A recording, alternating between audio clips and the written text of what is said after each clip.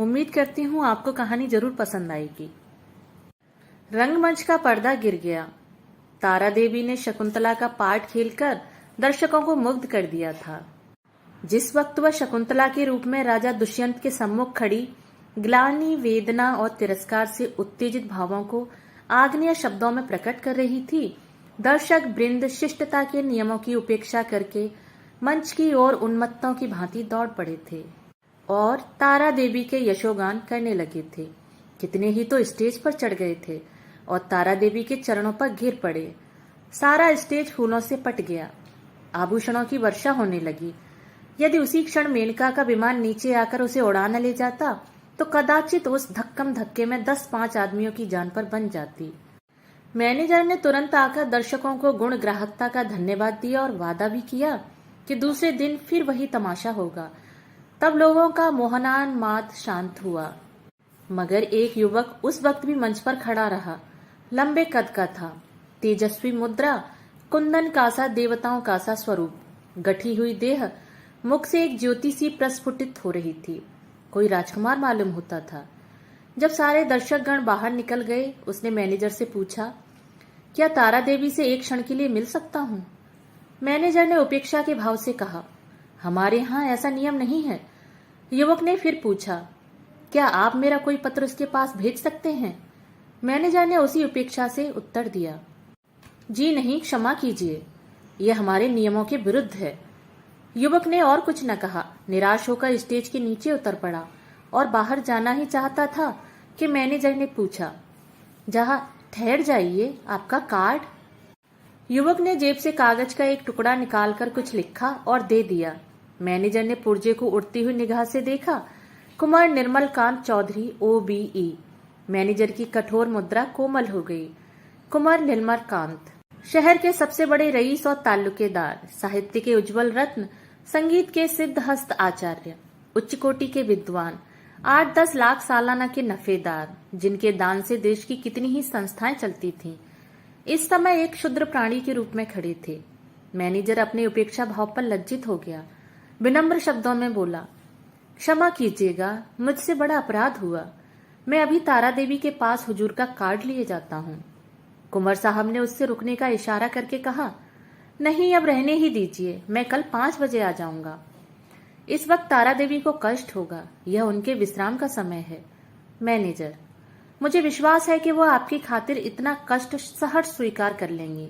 मैं 1 मिनट में आता हूँ। किंतु कुंवर साहब अपना परिचय देने के बाद अपनी आतुरता पर संयम का पर्दा डालने के लिए विवश थे। मैनेजर को सज्जनता का धन्यवाद दिया और कल आने का वादा करके चले गए। तारा एक साफ सुथरे और सजे हुए कमरे में मेज के सामने किसी विचार में मग्न बैठी थी। रात का वह दृश्य उसकी आंखों के सामने नाच रहा था। ऐसे दिन जीवन में क्या बार बार आते हैं? कितने मनुष्य उसके दर्शनों के लिए विकल हो रहे हैं, बस एक दूसरे पर फाट पड़ते थे। कितनों को उसने पैरों से ठुकरा दिया था। हाँ, ठुकरा दिया था, मगर उस समूह में केवल एक दिव्य मूर्ति अविचलित रूप में खड़ी थी। उसकी आंखों में कितना गंभीर अनुराग था, कितना दृढ़ संकल्प। ऐसा जान पड़ता था मानो दोनों नेत्र उसके हृदय में चुभे जा रहे हों। आज फिर उस पुरुष के दर्शन होंगे या नहीं, कौन जानता है। लेकिन यदि आज उनके दर्शन हुए तो तारा उनसे एक बार बातचीत किए बिना न जाने देगी। यह सोचते हुए उसने आईने की ओर देखा। कमल का फूल सा खिला था। कौन कह सकता था कि वह नव विकसित पुष्प 35 वर्षों की बसंत देख चुका है। वह कांति, वह कोमलता, वह चपलता, वह माधुर्य किसी नव यौवना को लज्जित कर सकता था। तारा एक बार फिर हृदय में दीपक जला बैठी। आज से 20 साल पहले एक बार उसको प्रेम का कटु अनुभव हुआ था। तब से वह एक प्रकार का वैधव्य जीवन व्यतीत करती रही। कितने प्रेमियों ने अपना हृदय उसको भेंट करना चाहा था, पर उसने किसी की ओर आंख उठाकर भी न देखा था। उससे उनके प्रेम में कपट की गंध आती थी। मगर आह, आज उसका संयम उसके हाथ से निकल गया। एक बार फिर आज उसे हृदय में उसी मधुर वेदना का अनुभव हुआ जो 20 साल पहले हुआ था। एक पुरुष का सौम्य स्वरूप उसकी आंखों में बस गया। हृदय पट पर खिंच गया। उसे वह किसी तरह भूल न सकती थी। उसी पुरुष को उसने मोटर पर जाते देखा था तो कदाचित उधर ध्यान भी न करती, पर उसे अपने सम्मुख प्रेम का उपहार हाथ में लिए देखकर वह स्थिर न रह सकी। सहसा दाई ने आकर कहा, बाई जी, रात की सब चीजें रखी हुई हैं। कहिए तो लाऊं? तारा ने कहा, नहीं, मेरे पास चीजें लाने की जरूरत नहीं। मगर ठहरो, क्या क्या चीजें हैं? एक ढेर का ढेर तो लगा है बाई जी, कहाँ तक गिनाऊं? अशर्फियां हैं, ब्रूचेज, बॉल के पिन, बटन, लॉकेट, अंगूठियां सभी तो हैं। एक छोटे से डिब्बे में एक सुंदर हार है। मैंने आज तक वैसा हार नहीं देखा। सब संदूक में रख दिया है। अच्छा, वह संदूक मेरे पास ला। दाई ने संदूक लाकर मेज पर रख दिया। उधर एक लड़के ने एक पत्र लाकर तारा को दिया। तारा ने पत्र को उत्सुक नेत्रों से देखा। कुंवर निर्मल कांत OBE। लड़के से पूछा, यह पत्र किसने दिया? वह तो नहीं जो रेशमी साफा बांधे हुए थे। लड़के ने केवल इतना कहा, मैनेजर साहब ने दिया है, और लपका हुआ बाहर चला गया। संदूक में सबसे पहले डिब्बा नजर आया। तारा ने उसे खोला तो सच्चे मोतियों का सुंदर हार था। डिब्बे में एक तरफ एक कार्ड भी था। तारा ने लपक कर उसे निकाल लिया और पढ़ा, कुंवर निर्मल कांत। कार्ड उसके हाथ से छूटकर गिर पड़ा। वह झपटकर कुर्सी से उठी और बड़े बेग से कई कमरों और बरामदों को पार करती मैनेजर के सामने आकर खड़ी हो गई। मैनेजर ने खड़े होकर उसका स्वागत किया और बोला, मैं रात की सफलता पर आपको बधाई देता हूँ। तारा ने खड़े खड़े पूछा, कुंवर निर्मल कांत क्या बाहर हैं? लड़का पत्र देकर भाग गया। मैं उससे कुछ पूछ न सकी। कुंवर साहब का रुक्का तो रात ही तुम्हारे चले जाने के बाद मिला था, तो आपने उसी वक्त मेरे पास क्यों न भेज दिया? मैनेजर ने दबी जबान से कहा, मैंने समझा तुम आराम कर रही होगी, कष्ट देना उचित न समझा। और भाई, साफ बात यह है कि मैं डर रहा था कहीं कुंवर साहब को तुमसे मिलाकर तुम्हें खो न बैठूं। अगर मैं औरत होता तो उसी वक्त उनके पीछे हो लेता। ऐसा देवरूप पुरुष मैंने आज तक नहीं देखा। वही जो रेशमी साफा बांधे खड़े थे तुम्हारे सामने, तुमने भी तो देखा था। तारा ने मानो अर्ध निद्रा की दशा में कहा, हाँ देखा तो था। क्या यह फिर आएंगे? हाँ, आज 5 बजे शाम को। बड़े विद्वान आदमी हैं और इस शहर के सबसे बड़े रईस। आज मैं रिहर्सल में न जाऊंगी। कुंवर साहब आ रहे होंगे। तारा आईने के सामने बैठी है और दाई उसका श्रृंगार कर रही है। श्रृंगार भी इस जमाने में एक विद्या है। पहले परिपाटी के अनुसार ही श्रृंगार किया जाता था। कवियों, चित्रकारों और रसिकों ने श्रृंगार की मर्यादा सी बांध दी थी। आंखों के लिए काजल लाजमी था, हाथों के लिए मेहंदी, पांव के लिए महावर। एक एक अंग एक एक आभूषण के लिए निर्दिष्ट था। आज वह परिपाटी नहीं रही। आज प्रत्येक रमणी अपनी सुरुचि, सुबुद्धि और तुलनात्मक भाव से श्रृंगार करती है। उसका सौंदर्य किस उपाय से आकर्षकता की सीमा पर पहुंच सकता है, यही उसका आदर्श होता है। तारा इस कला में निपुण थी। वह 15 साल से इस कंपनी में थी और यह समस्त जीवन उसने पुरुषों के हृदय से खेलने में ही व्यतीत किया था। किस चितवन से, किस मुस्कान से, किस अंगड़ाई से, किस तरह केशों के बिखेर देने से दिलों का कत्लेआम हो जाता है। इस कला में कौन उससे बढ़ चढ़कर बात कर सकता था। आज उसने चुन चुनकर आजमाए हुए तीर तरकस से निकाले, और जब अपने अस्त्रों से सजकर वह दीवान खाने में आई तो जान पड़ा मानो संसार का सारा माधुर्य उसकी बलाएं ले रहा है। वह मेज के पास खड़ी होकर कुंवर साहब का कार्ड देख रही थी। उसके कान मोटर की आवाज की ओर लगे हुए थे। वह चाहती थी कि कुंवर साहब इसी वक्त आ जाएं और उसे इसी अंदाज से खड़े देखें। इसी अंदाज से वह उसके अंग प्रत्यंगों की पूर्ण छवि देख सकते थे। उसने अपनी श्रृंगार कला से काल पर विजय पा ली थी। कौन कह सकता था कि यह चंचल नवयौवना उस अवस्था को पहुंच चुकी है जब हृदय को शांति की इच्छा होती है। वह किसी आश्रम के लिए आतुर हो उठता है और उसका अभिमान नम्रता के आगे सिर झुका देता है। तारा देवी को बहुत इंतजार न करना पड़ा। कुंवर साहब शायद मिलने के लिए उससे उतने ही उत्सुक थे। 10 ही मिनट के बाद उनकी मोटर की आवाज आई। तारा संभल गई। एक क्षण में कुंवर साहब ने कमरे में प्रवेश किया। तारा शिष्टाचार के लिए हाथ मिलाना भी भूल गई। प्रौढ़ावस्था में भी प्रेमी की उद्विग्नता और असावधानी कुछ कम नहीं होती। वह किसी सल्लज्जा युवती की भांति सिर झुकाए खड़ी रही। कुंवर साहब की निगाह आते ही उसकी गर्दन पर पड़ी। वह मोतियों का हार जो उन्होंने रात को भेंट किया था चमक रहा था। कुंवर साहब को इतना आनंद और कभी नहीं हुआ। उन्हें एक क्षण के लिए ऐसा जान पड़ा मानो उसके जीवन की सारी अभिलाषा ही पूरी हो गई। बोले, मैंने आपको आज इतने सवेरे कष्ट दिया, क्षमा कीजिएगा। यह तो आपके आराम का समय होगा। तारा ने सिर से खिसकती हुई साड़ी को संभालकर कहा, इससे ज्यादा आराम और क्या हो सकता कि आपके दर्शन हुए। मैं इस उपहार के लिए और क्या आपको मनो धन्यवाद देती हूँ। अब तो कभी कभी मुलाकात होती रहेगी। निर्मलकांत ने मुस्कुराकर कहा, कभी कभी नहीं, रोज। आप चाहे मुझसे मिलना पसंद करें या ना करें, पर एक बार इस ड्योढ़ी पर सिर को झुका ही जाऊंगा। तारा ने भी मुस्कुराकर उत्तर दिया, उसी वक्त तक जब तक कि मनोरंजन की कोई नई वस्तु नजर ना आ जाए। क्यों? मेरे लिए यह मनोरंजन का विषय नहीं, जिंदगी और मौत का सवाल है। हाँ, तुम इसे विनोद समझ सकती हो, मगर कोई परवाह नहीं। तुम्हारे मनोरंजन के लिए मेरे प्राण भी निकल जाएं तो मैं अपना जीवन सफल समझूंगा। दोनों तरफ से इस प्रीति को निभाने के वादे हुए। फिर दोनों ने नाश्ता किया और कल भोज का न्योता देकर कुंवर साहब विदा हुए। 1 महीना गुजर गया। कुंवर साहब दिन में कई कई बार आते। उन्हें एक क्षण का वियोग भी असह्य था। कभी दोनों बजरे पर दरिया की सैर करते, कभी हरी हरी घास पर पार्कों में बैठे बातें करते, कभी गाना बजाना होता, नित्य नए प्रोग्राम बनते थे। सारे शहर में मशहूर था कि ताराबाई ने कुंवर साहब को फांस लिया और दोनों हाथों से संपत्ति लूट रही है।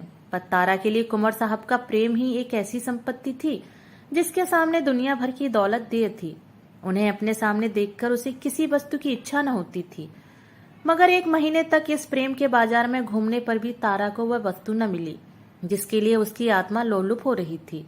वह कुंवर साहब से प्रेम की, अपार और अतुल प्रेम की, सच्चे और निष्कपट प्रेम की बातें रोज सुनती थी, पर उसमें विवाह का शब्द न आने पाता था। मानो प्यासे को बाजार में पानी छोड़कर और सब कुछ मिलता हो। ऐसे प्यासे को पानी के सिवा और किस चीज से तृप्ति हो सकती है?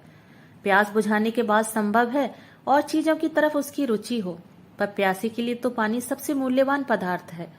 वह जानती थी कि कुंवर साहब उसके इशारे पर प्राण तक दे देंगे, लेकिन विवाह की बात क्यों उनकी जुबान से नहीं मिलती?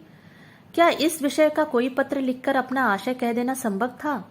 फिर क्या वह उसको केवल विनोद की वस्तु बनाकर रखना चाहते हैं? यह अपमान उससे न सहा जाएगा। कुंवर के एक इशारे पर वह आग में कूद सकती थी, पर यह अपमान उसके लिए असह्य था। किसी शौकीन रईस के साथ वह इससे कुछ दिन पहले शायद 1-2 महीने रह जाती और उसे नौच खसोट कर अपनी राह लेती, किंतु प्रेम का बदला प्रेम है। कुंवर साहब के साथ वह यह निर्लज्ज जीवन न व्यतीत कर सकती थी। उधर कुंवर साहब के भाई बंद भी गाफिल न थे। वे किसी भांति उन्हें ताराबाई के पंजे से छुड़ाना चाहते थे। कहीं कुंवर साहब का विवाद ठीक कर देना ही एक ऐसा उपाय था जिससे सफल होने की आशा थी, और यही उन लोगों ने किया। उन्हें यह भय तो न था कि कुंवर साहब इस एक्ट्रेस से विवाह करेंगे। हाँ, यह भय अवश्य था कि कहीं रियासत का कोई हिस्सा उसके नाम न कर दें या उसके आने वाले बच्चों को रियासत का मालिक न बना दें। कुंवर साहब पर चारों ओर से दबाव पड़ने लगे। यहाँ तक कि यूरोपियन अधिकारियों ने भी उन्हें विवाह कर लेने की सलाह दी। उस दिन संध्या समय कुंवर साहब ने ताराबाई के पास जाकर कहा, तारा देखो, तुमसे एक बात कहता हूँ, इनकार न करना। तारा का हृदय उछलने लगा। बोली, कहिए, क्या बात है? ऐसी कौन वस्तु है जिसे आपकी भेंट करके मैं अपने को धन्य समझूं? बात मुंह से निकलने की देर थी। तारा ने स्वीकार कर लिया और हर्षोन्माद की दशा में रोती हुई कुंवर साहब के पैरों पर गिर पड़ी। एक क्षण के बाद तारा ने कहा, मैं तो निराश हो चली थी, आपने बड़ी लंबी परीक्षा ली। कुंवर साहब ने जवान दांतों तले दबाई, मानो कोई अनुचित बात सुन ली हो। यह बात नहीं है तारा। अगर मुझे विश्वास होता कि तुम मेरी याचना स्वीकार कर लोगी तो कदाचित पहले ही दिन मैंने भिक्षा के लिए हाथ फैलाया होता, पर मैं अपने को तुम्हारे योग्य नहीं पाता था। तुम सद्गुणों की खान हो और मैं जो कुछ हूं वह तुम जानती ही हो। मैंने निश्चय कर लिया था कि उम्र भर तुम्हारी उपासना करता रहूंगा। शायद कभी प्रसन्न होकर तुम मुझे बिना मांगे ही वरदान दे दो। बस यही मेरी अभिलाषा थी। मुझ में अगर कोई गुण है तो यही कि मैं तुमसे प्रेम करता हूँ। जब तुम साहित्य या संगीत या धर्म पर अपने विचार प्रकट करने लगती हो तो मैं दंग रह जाता हूँ और अपनी क्षुद्रता पर लज्जित हो जाता हूँ। तुम मेरे लिए सांसारिक नहीं, स्वर्गीय हो। मुझे आश्चर्य यही है कि इस समय मैं मारे खुशी के पागल क्यों नहीं हो जाता। कुंवर साहब देर तक अपने दिल की बातें कहते रहे। उनकी वाणी कभी इतनी प्रगल्भ नहीं हुई थी। तारा सिर झुकाए सुनती थी, पर आनंद की जगह उसके मुख पर एक प्रकार का क्षोभ लज्जा से मिला हुआ अंकित हो रहा था। यह पुरुष इतना सरल हृदय, इतना निष्कपट है, इतना विनीत, इतना उदार। सहसा कुंवर साहब ने पूछा, तो मेरे भाग्य किस दिन उदय होंगे तारा? दया करके बहुत दिनों के लिए न टालना। तारा ने कुंवर साहब की सरलता से परास्त होकर चिंतित स्वर में कहा, कानून का क्या कीजिएगा? कुंवर साहब ने तत्परता से उत्तर दिया, इस विषय में तुम निश्चिंत रहो तारा। मैंने वकीलों से पूछ लिया है। एक कानून ऐसा है जिसके अनुसार हम और तुम एक प्रेम सूत्र में बंध सकते हैं। उसे सिविल मैरिज कहते हैं। बस आज ही के दिन वह शुभ मुहूर्त आएगा। क्यों? तारा सिर झुकाए रही, बोल न सकी। मैं प्रातःकाल आ जाऊंगा, तैयार रहना। तारा सिर झुकाए रही, मुंह से एक शब्द न निकला। कुंवर साहब चले गए, पर तारा वहीं मूर्ति की भांति बैठी रही। पुरुषों के हृदय से क्रीड़ा करने वाली चतुर नारी क्यों इतनी विमूढ़ हो गई है? विवाह का एक दिन और बाकी है। तारा को चारों ओर से बधाइयां मिल रही हैं। थिएटर के सभी स्त्री पुरुषों ने अपनी सामर्थ्य के अनुसार उसे अच्छे अच्छे उपहार दिए हैं। कुंवर साहब ने भी आभूषणों से सजा हुआ एक सिंगारदान भेंट किया है। उनके 2-4 अंतरंग मित्रों ने भांति भांति के सौगात भेजे हैं, पर तारा के सुंदर मुख पर हर्ष की रेखा भी नहीं नजर आती। वह क्षुब्ध और उदास है। उसके मन में 4 दिनों से निरंतर यही प्रश्न उठ रहा है, क्या कुंवर के साथ विश्वासघात करें? जिस प्रेम के देवता ने उसके लिए अपने कुल मर्यादा को तिलांजलि दे दी, अपने बंधुजनों से नाता तोड़ा, जिसका हृदय हिमकड़ के समान निष्कलंक है, पर्वत के समान विशाल, उसी से कपट करें? नहीं, वह इतनी नीचता नहीं कर सकती। अपने जीवन में उसने कितने ही युवकों से प्रेम का अभिनय किया था, कितने ही प्रेम के मतवालों को वह सब जवाब दिखा चुकी थी, पर कभी उसके मन में ऐसी दुविधा न हुई थी। कभी उसके हृदय ने उसका तिरस्कार न किया था। क्या इसका कारण उसके सिवा कुछ और था कि ऐसा अनुराग उसे कहीं न मिला था? क्या वह कुंवर साहब का जीवन सुखी बना सकती है? हाँ, अवश्य। इस विषय में उसे लेश मात्र भी संदेह नहीं था। भक्ति के लिए ऐसी कौन सी वस्तु है जो असाध्य हो? पर क्या वह प्रकृति को धोखा दे सकती है? ढलते हुए सूर्य में मध्याह्न का सा प्रकाश हो सकता है? असंभव। वह स्फूर्ति, वह चपलता, वह विनोद, वह सरल छवि, वह तल्लीनता, वह त्याग, वह आत्मविश्वास वह कहां से लाएगी, जिसके सम्मिश्रण को यौवन कहते हैं? नहीं, वह कितना ही चाहे पर कुंवर साहब के जीवन को सुखी नहीं बना सकती। बूढ़ा बैल कभी जवान बछड़ों के साथ नहीं चल सकता। आह, उसने यह नौबत ही क्यों आने दी? उसने क्यों कृत्रिम साधनों से, बनावटी सिंगार से कुंवर को धोखे में डाला? अब इतना सब कुछ हो जाने पर वह किस मुंह से कहेगी कि मैं रंगी हुई गुड़िया हूं? जवानी मुझसे कब की विदा हो चुकी, अब केवल उसका पद चिन्ह रह गया है। रात के 12 बज गए थे। तारा मेज के सामने इन्हीं चिंताओं में मग्न बैठी हुई थी। मेज पर उपहारों के ढेर लगे हुए थे, पर वह किसी चीज की ओर आंख उठाकर भी न देखती थी। अभी 4 दिन पहले वह इन्हीं चीजों पर प्राण देती थी। उसे हमेशा ऐसी चीजों की तलाश रहती थी जो काल के चिन्हों को मिटा सकें, पर अब उन्हीं चीजों से उसे घृणा हो रही है। प्रेम सत्य है और सत्य और मिथ्या दोनों एक साथ नहीं रह सकते। तारा ने सोचा, क्यों न यहां से कहीं भाग जाए, किसी ऐसी जगह चली जाए जहां कोई उसे जानता भी न हो। कुछ दिनों के बाद जब कुंवर का विवाह हो जाए तो वह फिर आकर उनसे मिले और यह सारा वृतांत उनसे कह सुनाए। इस समय कुंवर पर वज्रपात सा होगा। हाय, न जाने उनकी दशा क्या होगी, पर उसके लिए इसके सिवा और कोई मार्ग नहीं है। अब उनके दिन रो रो कर कटेंगे, लेकिन उसे कितना ही दुख क्यों न हो, वो अपने प्रियतम के साथ छल नहीं कर सकती। उसके लिए स्वर्गीय प्रेम की स्मृति, इसकी वेदना ही बहुत है, इससे अधिक उसका अधिकार नहीं। दाई ने आकर कहा, बाई जी चलिए, कुछ थोड़ा सा भोजन कर लीजिए, अब तो 12 बज गए। तारा ने कहा, नहीं, जरा भी भूख नहीं, तुम जाकर खा लो। दाई, देखिए मुझे भूल जाइएगा नहीं, मैं भी आपके साथ चलूंगी। तारा, अच्छे अच्छे कपड़े बनवा रखे हैं ना? दाई, अरे बाई जी, मुझे अच्छे कपड़े लेकर क्या करना है, आप अपना कोई उतारा दे दीजिएगा। दाई चली गई। तारा ने घड़ी की ओर देखा। सचमुच 12 बज गए थे। केवल 6 घंटे और हैं। प्रातःकाल कुंवर साहब उसे विवाह मंदिर में ले जाने के लिए आ जाएंगे। हाय भगवान, जिस पदार्थ से तुमने इतने दिनों तक उसे वंचित रखा, वह आज क्यों सामने लाए? यह भी तुम्हारी क्रीड़ा है। तारा ने एक सफेद साड़ी पहन ली, सारे आभूषण उतार कर रख दिए। गर्म पानी मौजूद था। साबुन और पानी से मुंह धोया और आईने के सम्मुख जाकर खड़ी हो गई। कहाँ थी वह छवि, वह ज्योति जो आंखों को लुभा लेती थी? रूप वही था, पर क्रांति कहाँ? अब भी वह यौवन का स्वांग भर सकती है। तारा को अब वहां एक क्षण भी और रहना कठिन हो गया। मेज पर फैले हुए आभूषण और विलास की सामग्रियां मानो उसे काटने लगी। यह कृत्रिम जीवन असह्य हो उठा। खस की टट्टियों और बिजली के पंखों ने उसे सजा हुआ शीतल भवन उसे भट्टी के समान तपाने लगा। खस की टटियों और बिजली के पंखों से सजा हुआ शीतल भवन उसे भट्टी के समान तपाने लगा। उसने सोचा, कहाँ भाग कर जाऊं? रेल से भागती हूं तो भागने न पाऊंगी। सवेरे ही कुंवर साहब के आदमी छूटेंगे और चारों तरफ मेरी तलाश होने लगेगी। वह ऐसे रास्ते से जाएगी जिधर किसी का ख्याल भी न जाए। तारा का हृदय इस समय गर्व से छलका पड़ता था। वह दुखी न थी, निराश न थी।